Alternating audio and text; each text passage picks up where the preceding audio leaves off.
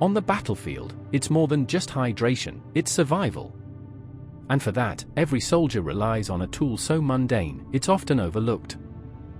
Early military canteens were basic, metal, leather, or wooden flasks. During the American Civil War, tin canteens covered with cloth, felt, or canvas for insulation were common. Though awkward, prone to dents, and not very spacious, they served their purpose. In the Arab world, especially among nomadic Bedouin tribes and desert fighters, water was often stored in goatskin bags, known as mashk or kerba. These flexible, durable containers could hold large volumes of water and were tied to camels or carried across the shoulder. While not as rigid or uniform as a modern canteen, they were perfectly adapted for desert survival, keeping water relatively cool and accessible during long treks across arid terrain. Greek hoplites and Roman legionaries also carried water flasks.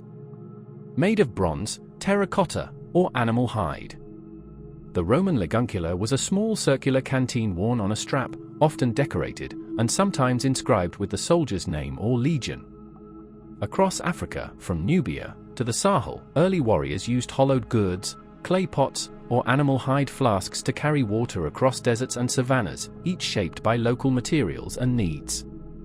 In every case, across continents and centuries, the message was the same: without water, no army could move, fight, or survive.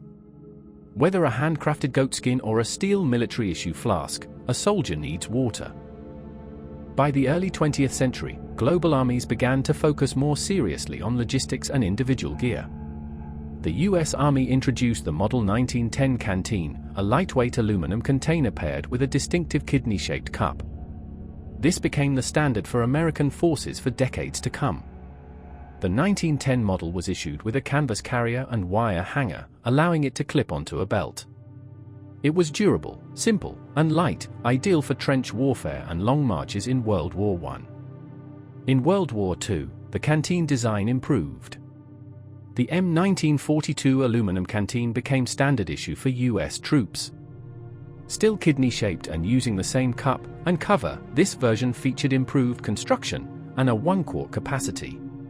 The canvas cover often included pockets for water purification tablets. The German canteens featured wool or felt jackets and metal cups, typically secured with leather straps or snap fasteners. Both early aluminum and late-war enameled steel variants became iconic. Other nations like Japan, Britain, and the Soviet Union had their own canteen models, shaped by available materials and specific combat needs. Regardless of design, the principle was universal: carry just enough water to survive, no more, no less. Every ounce counted. By the Korean War, the U.S. canteen had changed little. But during the Vietnam War, a quiet revolution began. The M1961 plastic canteen replaced the aluminum model. It was lighter, more durable, and corrosion-resistant. Stored in nylon pouches suited to jungle warfare, it was colored green to match the uniform. The aluminum cup remained in use and still fit neatly at the base. For many Vietnam-era soldiers, the canteen became one of their most prized tools. On long patrols, carrying 2 or even 3 was common. Water was often drawn from rivers, streams, and jungle wells, purified with bitter but life-saving iodine tablets. In the 1980s and 1990s, the military introduced newer versions of the plastic canteen, still 1 quart in size. New accessories emerged, such as the M1 cap, which enabled drinking without removing a gas mask.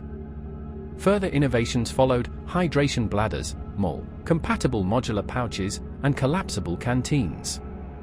The old hard-shell design persisted, especially in training and rugged operations, where simplicity and durability mattered more than comfort.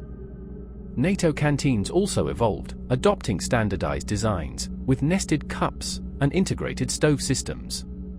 Today, many soldiers prefer hydration packs like camelbacks, but the traditional canteen hasn't vanished. It remains standard issue in numerous armies, still clipped to belts or strapped to rucksacks. It stands as a symbol of the soldier's load: basic, essential, and reliable. You'll find it in museums and surplus shops, or slung over the shoulder of a veteran during parades. It's been through the mud of Normandy, the jungles of Vietnam, the deserts of Iraq, and the mountains of Afghanistan. It has carried more than water, it has carried memory. A simple tool, forged in war, refined by necessity, and trusted by generations. It is, quite simply, the canteen.